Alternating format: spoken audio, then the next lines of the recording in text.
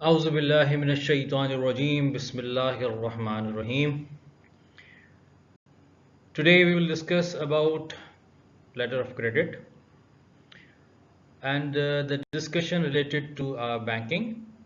When we connect letter of credit with the banking, then we also known as a trade documents, in which we will discuss the things that we can use as a letter of credit. What are the beneficiaries of letter of credit? Further, we have to discuss the types and the features of the letter of credit, which is included in the banking subject as well. As per the starts, we must know what is the definition of letter of credit. And when we see the letter of credit, definition of letter of credit is that a letter of credit is a document issued by the third party that guarantees payment for goods or services when the seller provides acceptable documentation. यानी third party की तरफ से issue होने वाला एक ऐसा instrument जो इस बात को श्योर कर रहा है या इस बात की गारंटी दे रहा है कि जो payment for goods and services है वो मुकम्मल हो जाएगी जब सेलर्स की तरफ से उसके एक्सेप्टेबल डॉक्यूमेंट जो हैं वो प्रोवाइड कर दिए जाएंगे. After the definition of letter of credit, we must know what are the participants of letter of credit. जिसमें सबसे पहले हमारे पास आता है, हम उसको नाम देते हैं बेनिफिशरी का. इज द पर्सन और a company who will be paid, यानी वो शख्स जो कि पे करेगा, यानी बेनिफिशरी से मुराद वो शख्स या वो कंपनी जो कि पेमेंट की बात करेगी. सेकंड हमारे पास आता है बायर और applicant of the goods and services और सर्विसेज. इसकी डेफिनेशन बनती है this is the one who need the letter of credit. अब who need the letter of credit यानी buyers basically letter of credit ले रहा है बेनिफिशरी के लिए. उसके बाद हमारे पास आ रहा है issuing bank. The institution issue the letter of credit. It's mean कि द थर्ड पार्टी या थर्ड पार्टिसिपेंट जो होगा वो क्या होगा, बैंक होगा. यानी बायर और एप्लीकेंट जो है वो अपने बैंक से रिक्वेस्ट कर रहा है कि एक लेटर ऑफ क्रेडिट इशू कर दिया जाए बेनिफिशरी जो है उसके नाम पे, या इस बात को अश्योर करा दिया जाए उस चीज़ को कि मुकम्मल डॉक्यूमेंट्स मिलने के बाद उसकी जो पेमेंट है वो उसको वक्त पर अदा कर दी जाएगी. तो इसका मतलब है कि हमारे पास तीन पार्टिसिपेंट्स हो गए.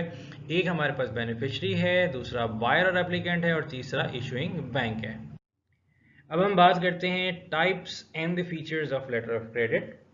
जो सबसे पहला हमारे सामने आता है वो है रिवोकेबल लेटर ऑफ क्रेडिट. और revocable letter of credit can be changed at any time by either the buyer, यानी बायर की तरफ से, और the issuing bank with no notification to the beneficiary, यानी बेनिफिशरी को बताए बगैर बैंक या उसका बायर जो है इसको चेंज कर सकता है. ऐसा लेटर जिसमें तब्दीली मुमकिन हो उसको हम नाम देते हैं रिवोकेबल लेटर ऑफ क्रेडिट का. दूसरा हमारे पास आता है कंफर्म लेटर ऑफ क्रेडिट. इसका मतलब ये is the one where a second bank agrees to pay the letter of credit at the request of the issuing bank. यानी सेकंड बैंक कौन सा हुआ, एक बैंक हो गया बायर का और एक बैंक हो गया सेलर का. जो सेकंड बैंक जो है वो एग्री कर जाए इस बात पे कि जो लेटर ऑफ क्रेडिट है उसकी रिक्वेस्ट पर आप जो है वो पेमेंट को इशू कर देंगे. तो ऐसे लेटर को हम नाम देते हैं कंफर्म लेटर ऑफ क्रेडिट का. तीसरा हमारे पास आता है अनकन्फर्म लेटर ऑफ क्रेडिट. इसका मतलब क्या है, is guaranteed only by the issuing bank. This is the most common form with regard to confirmation. यानी ये एक ऐसा एग्रीमेंट, ये क्रेडिट जो है agreement guarantee only the issuing bank side होती है, और लेकिन ये कॉमनली यूज होता है regard for the confirmation. That's why it's known as unconfirm letter of credit. उसके बाद जब हम बात करते हैं नेक्स्ट टाइप की, तो नेक्स्ट टाइप हमारे पास आती है transferable letter of credit. Word transferable का वर्ड आ गया, इसका मतलब ये है कि यहाँ पार्टी की इन्वॉल्वमेंट हो सकती है. अब letter of credit is commonly used when the beneficiary is simply an intermediary for the real supplier. यानी जो बेनिफिशरी है वो कोई और हो जबकि उसका रियल सप्लायर कोई और हो for the goods and services, और is one of the group of suppliers. It allows the name beneficiary to present its own documentation but transfer all or part of the payment to the actual supplier. यानी अगर ऐसी situation जहां पर beneficiary as a sample काम कर रहा है, जहां पर ट्रांसफरेबल की पोजीशन पे हो सकती हो, तो डॉक्यूमेंटेशन और जब पेमेंट के बारे में बात आती है तो पार्ट ऑफ पेमेंट और to the actual supplier transfer हो सकती है। ऐसे लेटर ऑफ क्रेडिट को हम नाम देते हैं ट्रांसफरेबल लेटर ऑफ क्रेडिट। उसके बाद हमारे पास अनट्रांसफरेबल लेटर ऑफ क्रेडिट आ जाता है। Credit does not allow transfer of payment to third party, यानी इस ट्रांसफरेबल लेटर में जो पोजीशन है वो थर्ड पार्टी का जिक्र आ गया, यानी बेनिफिशियरी जो है वो एज इंटरमीडिएटरी काम कर रही है रियल सप्लायर की जगह पे, यानी नाम इस्तेमाल कर रही है। जबकि अनट्रांसफरेबल में क्या है, does not allow transfer of payment to third party, या उसके हुक्म से किसी और को ट्रांसफर करने की बात नहीं की जा सकती। नेक्स्ट हमारे पास आता है at sight letter of credit. इसका मतलब ये हुआ which is payable as soon as the documentation has been presented and verified और पेमेंट में बी डेफर्ड, यानी ऐसी पोजीशन जब हम बात करते हैं लेटर ऑफ क्रेडिट की, जब हम बात करें डॉक्यूमेंटेशन को, डॉक्यूमेंटेशन प्रेजेंट कर दिए जाएं कि तमाम तर चीज़ें जैसी की मंगवाई गई हैं या जैसे डॉक्यूमेंट स्टेट डॉक्यूमेंट के लिए यूज़ किया गया था वो वैसा ही है जैसी इंफॉर्मेशन हमने प्रोवाइड की थी, तो उस पेमेंट को बना दिया जाए या उसकी डेफर्ड पेमेंट को इशू कर दिया जाए। जब हम ऐसे लेटर की बात करेंगे तो उसको नाम देंगे at sight letter of credit का। नेक्स्ट टाइप पे हमारे पास जो आता है हम उसको नाम देते हैं डेफर्ड लेटर्स ऑफ क्रेडिट का, also called unseen letters of credit and may be put off until a certain time period has passed or the buyer has had the opportunity to inspect or even sell the related goods।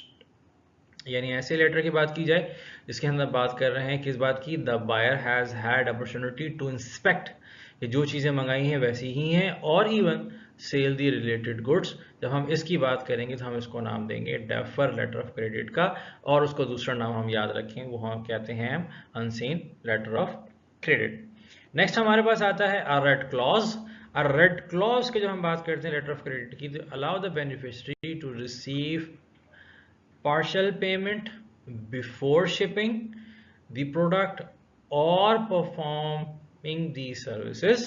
Originally these terms were written in red ink, hence the name। यानी इसमें हम कह सकते हैं red clause के अंदर इस बात का इजहार किया जाता है कि जो बेनिफिशियरी है वो पार्शियल पेमेंट रिसीव करेगा before the shipping the product, और उसकी परफॉर्मिंग सर्विसेज से पहले।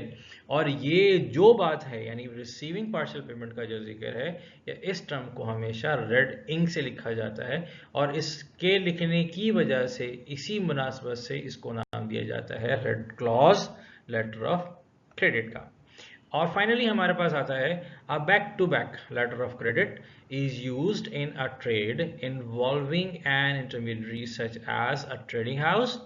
It is actually made up for two letters of credit, one issued by the buyer's bank to the intermediary and the other issued by the intermediary's bank to the seller। यानी यहाँ basically back to back letters की बात आती है जिसमें आसान याद रखने वाली two letter of credit issue होते हैं। एक इशू होता है बायर्स की बैंक की जानिब से और एक इशू होता है सेलर्स की बैंक की जानिब से।